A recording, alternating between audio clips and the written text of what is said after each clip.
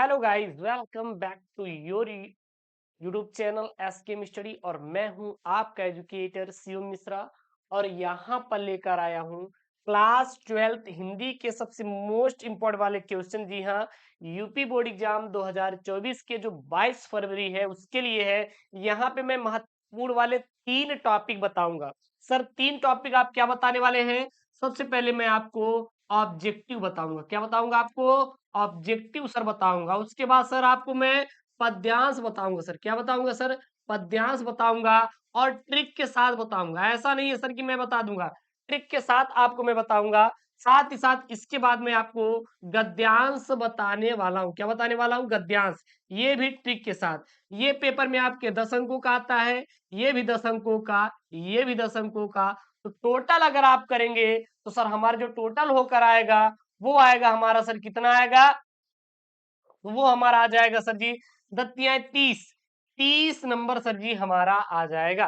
कितने नंबर आ जाएगा सर जी? हमारा 30 नंबर आ जाएगा।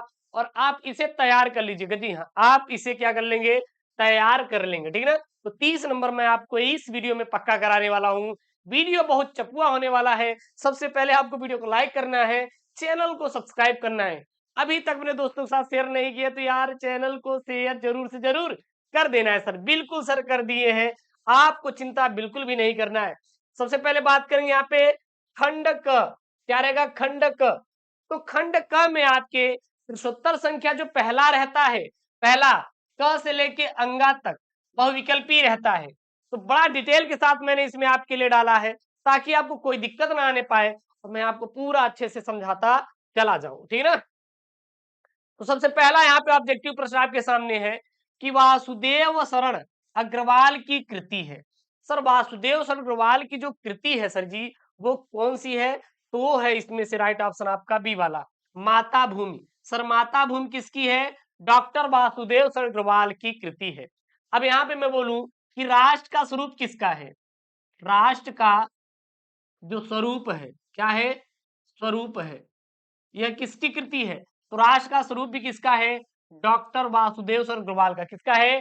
डॉक्टर वासुदेव शरण अग्रवाल जी का है। ठीक है ना। अब देखिएगा यहाँ पे और बच जा रहे हैं। जैसे मेरी असफलताएं सर किसकी है? तो ये बाबू गुलाब राय की है। किसकी है? बाबू गुलाब राय की। मतलब ऑप्शन में भी हम लोग आंसर देखेंगे। आधे अधूरे सर किसकी है? मोहन राकेश की। किसकी है सर? मोहन राकेश की है। आखिरी चट्टान सर किसकी है? आखिरी चट्टान भी किसकी है? मोहन राकेश की है। तो यहाँ पे माता भूमि वासुदेव अग्रवाल की कृति है, मेरी असफलताएं बाबू गुलाब राय की है, आधे अधूरे मोहन राकेश की है और आखिरी चट्टान भी किसकी है सर? मोहन राकेश की है। ठीक है ना। उसके बाद प्रश्नोत्तर संख्या पहले का ख। अब प्रश्नोत्तर संख्या पहले का ख भैया क्या बोल रहा है? यहाँ पे ध्यान दीजिएगा। प्रश्न ये बोल रहा है निम्नलिखित में से हजारी प्रसाद द्विवेदी की रचना नहीं है। कौन सी हजारी प्रसाद द्विवेदी की रचना नहीं है? तो इसमें से अगर देखा जाए तो जो ए वाला है हिंदी साहित्य की भूमिका हजारी प्रसाद द्विवेदी की रचना है। आपका बी वाला विचार और वितर्क भी हजारी प्रसाद द्विवेदी की रचना है। साहित्य का मर्म भी है। लेकिन सर बिल्लेसुर बकरिया जो है यह यह डॉक्टर हजारी प्रसाद द्विवेदी की रचना नहीं है। तो सर किसकी रचना है? तो सर किसकी रचना है? तो यह जो रचना है यह सूर्यकांत त्रिपाठी बोले तो निराला की। किसकी है? यह सूर्यकांत त्रिपाठी बोले तो निराला की है। सूर्यकांत त्रिपाठी बोले तो सर निराला की रचना है। यहीं पे अगर बोले तो अशोक का फूल, अशोक का फूल ये भी बहुत इंपॉर्टेंट है। अशोक के फूल इसके लेखक भी कौन है? हजारी प्रसाद द्विवेदी है। यह किस विधा पर आधारित? तो यह एक निबंध संग्रह है। क्या है भैया? निबंध संग्रह है करेजा। क्या है गुरुजी?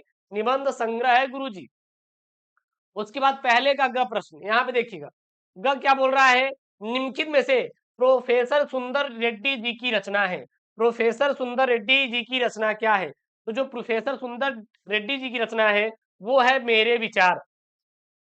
मेरे विचार भैया प्रोफेसर सुंदर रेड्डी जी की रचना है।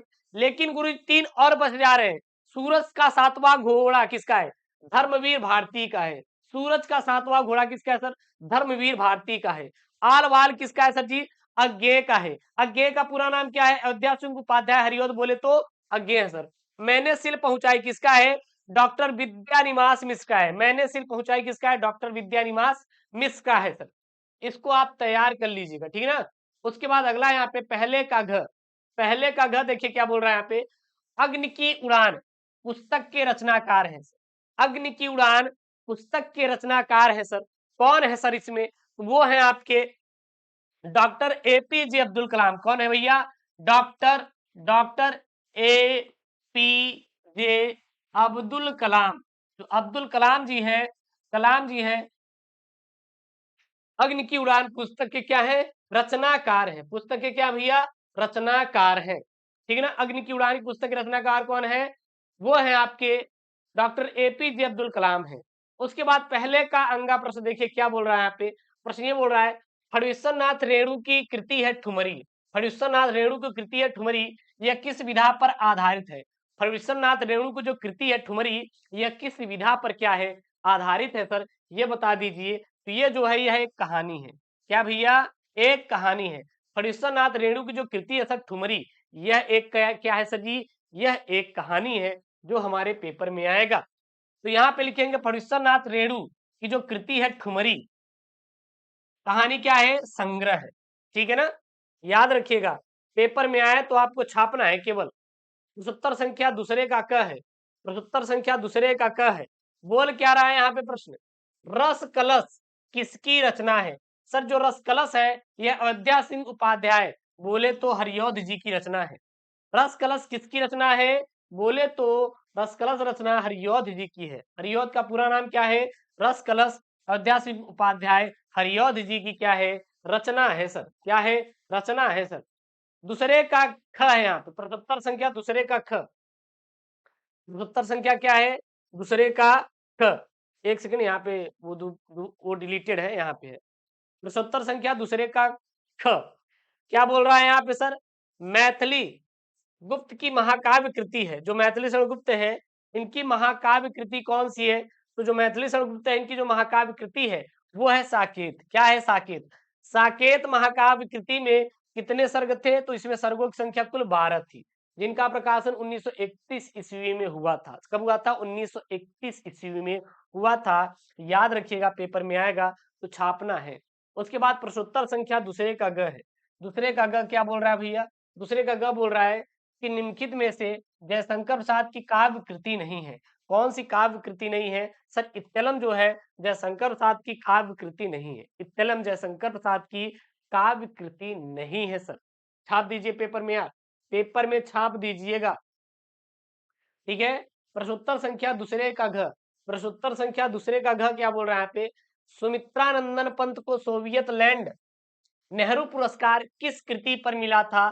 तो मिला था सर जी इनको लोकायतन पर। किस पर मिला था? लोकायतन पर सुमित्रानंदन पंत को 1965 ईस्वी में सोवियत लैंड पुरस्कार मिला था। किस पर मिला था सर जी? यह मिला था सोवियत लैंड पुरस्कार सुमित्रानंदन पंत को नेहरू, किस पर? नेहरू पुरस्कार पर मिला था, ठीक है ना।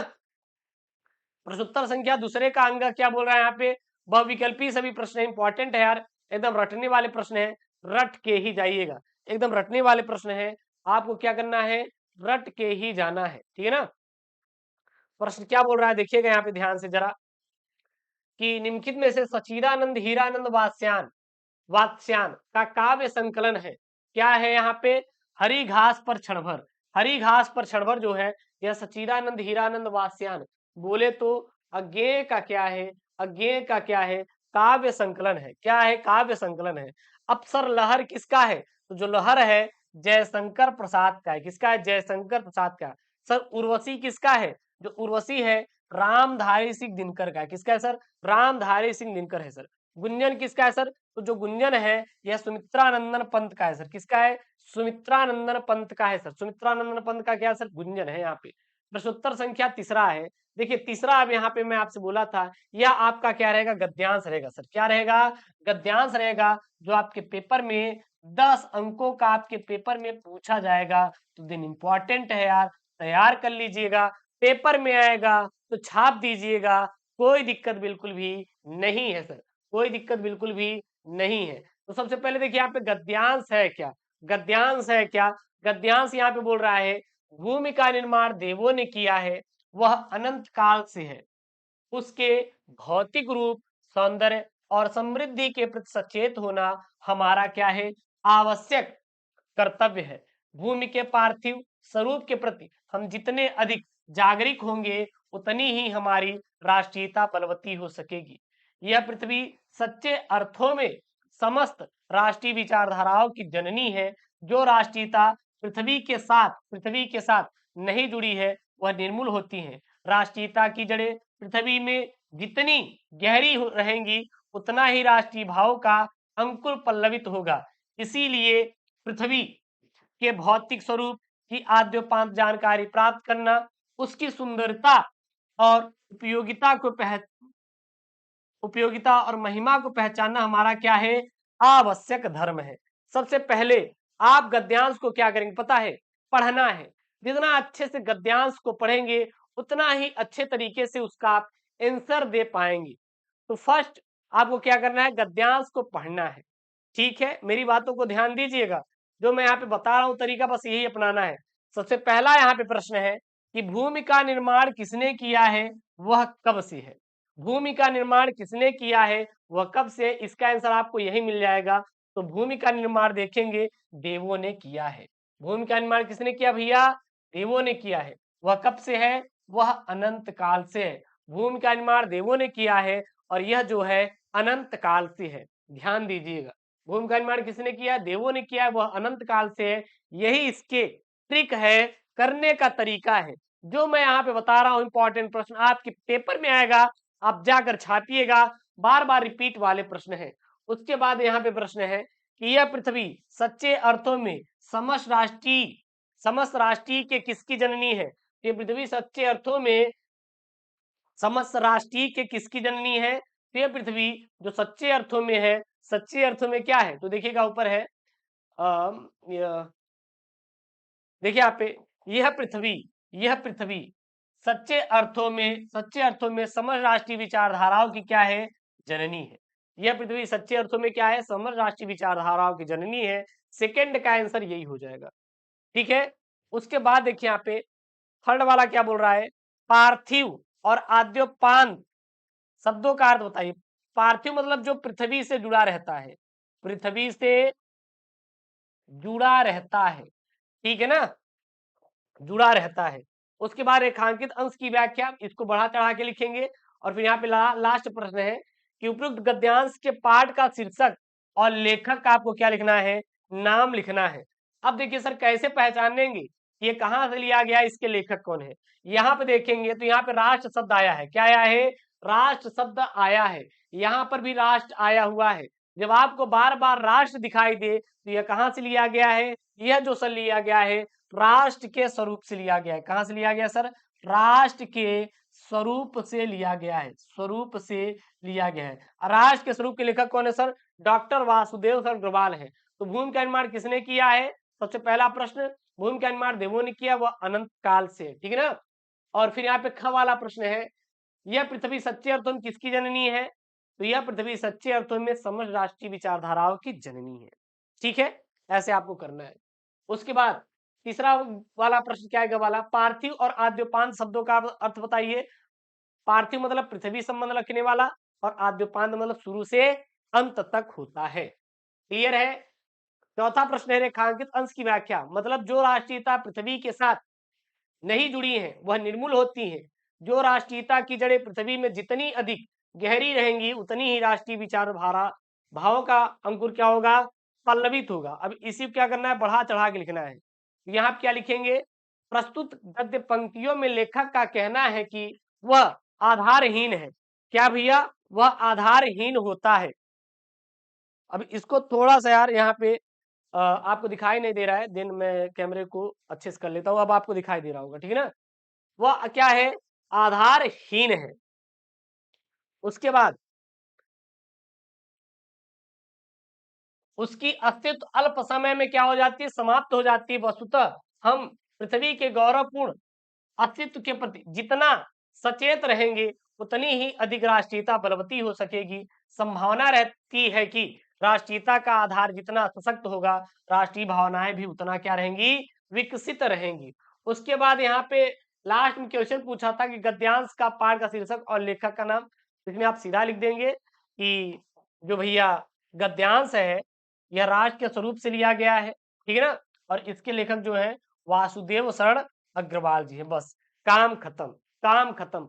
उसके बाद प्रश्नोत्तर संख्या यहाँ पे चौथे की क्या होती है, शुरुआत होती है, जो कि मोस्ट इंपॉर्टेंट वाला आपका क्या है, पद्यांश है। और यह पद्यांश कितने नंबर का आता है पता है आपको? ये पद्यांश सर कितने नंबर का आता है पता है? यह 10 अंकों का आपके पेपर में आता है। कितने नंबर का आता है? 10 नंबर का आता है। यहाँ पे मैं आपसे बोला था 3 सबसे महत्वपूर्ण टॉपिक मैंने बताया, बहुविकल्पी 10 नंबर का कराया, गद्यांश 10 नंबर का कराया, अब हम यहाँ पे पद्यांश 10 नंबर का कराने वाले हैं। पद्यांश है क्या?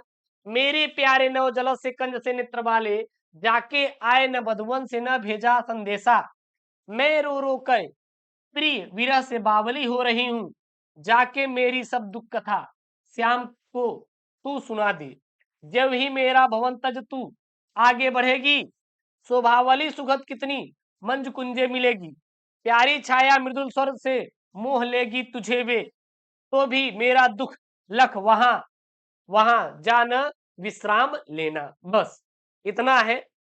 और इसका सबसे पहले प्रश्न पढ़ेंगे। प्रश्न है क्या? यहाँ पे एक प्रश्न है, बहुत प्यारा सा प्रश्न है। पहला प्रश्न है कि संदेश प्रेषिका ने नव जल से कंज से नेत्र वाले शब्द किसके लिए प्रयोग किया है? तो श्री कृष्ण भगवान के लिए प्रयोग किया है। किसके लिए? श्री कृष्ण जी के लिए यहाँ पे किया है, ठीक है ना। मधुबन जाकर कोई संदेश किसने नहीं भेजा भैया? श्री कृष्ण ने नहीं भेजा, श्री कृष्ण ने नहीं भेजा, ठीक है। उसके बाद यहाँ पे बावली और अल्प शब्दों का अर्थ होता है, तो बावली मतलब क्या होता है? पगलाना, यानी कि पागल। बावली मतलब पागल, पागल, पगला गई क्या? अल्प मतलब क्या होता है? थोड़ा होता है भाई। क्या होता है? थोड़ा होता है। रेखांकित अंश की व्याख्या बढ़ा चढ़ा के लिखना है, फिर ये तो आपका हर में आएगा कि कविता का शीर्षक और रचयिता का नाम लिखिए, ठीक है। चलिए एक एक करके देखते हैं। यहाँ पे सबसे पहला यहाँ पे है कि संदेश प्रेषिका ने नव जल से कंज से नेत्र वाले शब्द किसके लिए प्रयोग किया है? तो संदेश प्रेषिका ने नव जल से कंज से नेत्र वाले शब्द श्री कृष्ण के लिए प्रयोग किया है। मधुबन जाकर किसने कोई संदेश नहीं भेजा? तो जो मधुबन जाने के बाद श्री कृष्ण ने कोई संदेश नहीं भेजा। बावली और अल्प शब्दों का अर्थ आइए, तो बावली मतलब पागल होता है, अल्प मतलब क्या होता है? थोड़ा होता है। रेखांकित अंश की व्याख्या मतलब यहाँ से यहाँ तक बढ़ा चढ़ा लिखना है। जब ही मेरा भजन तज तू अल्प आगे बढ़ेगी, शोभावली सुखद कितनी मंज कुंजे मिलेगी, यानी कि जैसे ही तू मेरे लिए आगे चलेगी, रास्ते में ऐसे दृश्य दिखेंगे कि मन करेगा मैं आराम करूं, लेकिन तुझे आराम करने की जरूरत बिल्कुल भी नहीं है। कौन दूतिका से राधा जी कहती हैं? तो देखिए, अर्थात यहाँ पे क्या लिखेंगे? अर्थात यहाँ पे क्या लिखेंगे? यहाँ पे लिखेंगे राधा पवन रूपी दूती से अपनी वीरह कथा सुनाते हुए कहती हैं कि जब से मेरे प्राण प्रिय ने बादल के समान श्याम वर्ण कमल से नेत्र वाले श्री कृष्ण मथुरा गए हैं और मधुबन से लौट कर नहीं आए हैं, और ना उन्होंने क्या भेजा है? संदेश भेजा है। उसके बाद यहाँ पे क्या है? ये थोड़ा सा ये गलत हो गया है, इसको छोड़िए। जो मैं बता रहा हूँ बस यही है, क्योंकि रेखांकित अंश वाला तो यही है ना यार, यही है, यही है। तो जो मैं आपको बता रहा हूँ, ये वहां पे गलत रेखांकित अंश की व्याख्या हो गई है। अगर वहां पे जो यहाँ पे दिया गया है, यहाँ से यहाँ तक होगा, मेरे प्यारे नवजल सिकंद से नेत्र वाले, जाके आए न बधुवन से न भेजा संदेशा, ये वाला रेखांकित अंश की व्याख्या वो वाला है, ये नहीं है, क्योंकि वो गलत हो जाएगा, ठीक है ना। चलिए ये थोड़ी मिस्टेक हो जाती है, कोई बात नहीं। अब यहाँ पे क्या लिखना था? पद्यांश से संबंधित कविता, कविता का शीर्षक और उसके रचयिता को आपको क्या लिखना था? नाम लिखना था। तो क्या लिखेंगे यहाँ पे? यहाँ पे लिखेंगे उपयुक्त पद्यांश का शीर्षक पवन दूतिका है तथा रचयिता अयोध्या सिंह उपाध्याय। बोले तो भैया हरियोध है। कौन है? हरियोध है। अयोध्या सिंह उपाध्याय बोले तो हरियोध है। तो इसमें मैंने आपको बताया 3 सबसे महत्वपूर्ण टॉपिक, 30 नंबर का आपके पेपर के लिए आप तैयार करके जाना। अगर आपके पेपर में आएगा भाई, छाप के आना है। आपको कसम खा लेनी है कि नहीं गुरुजी, अगर हमारे पेपर में आए तो हमें क्या करना है? हमें छाप देना है गुरुजी, कुछ भी हो जाए हमें छोड़ना नहीं है पेपर को। 22 फरवरी के दिन हिंदी का पेपर है यार, तैयार कर लेना, इंपॉर्टेंट प्रश्न है। कोई दिक्कत हो तो कमेंट बॉक्स में कमेंट कर दीजिएगा, मैं आपके साथ हूँ, टेंशन नहीं लेने का। मिलते हैं नेक्स्ट वीडियो में दोस्तों। Thank you, Jai Hind, take care, bye bye.